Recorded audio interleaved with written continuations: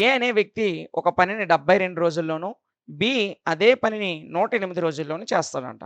అయితే వాళ్ళిద్దరూ కలిసి ఆ పనిని ఎన్ని రోజుల్లో పూర్తి చేస్తారనేది మనకు వాడు అడిగినటువంటి క్వెషన్.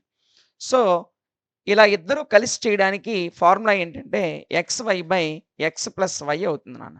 సో, ఎక్స్ అనేది ఏ చేసేటువంటి టైము 72 డేస్ ఇంటూ బి అదే పనిని 108 రోజుల్లో చేస్తున్నాడు. కాబట్టి ఇంటూ 108 బై ఈ రెండిట్లో మొత్తం ఎంత ఎక్స్ ప్లస్ వై అంటే 180 అవుతుంది. ఓకేనా?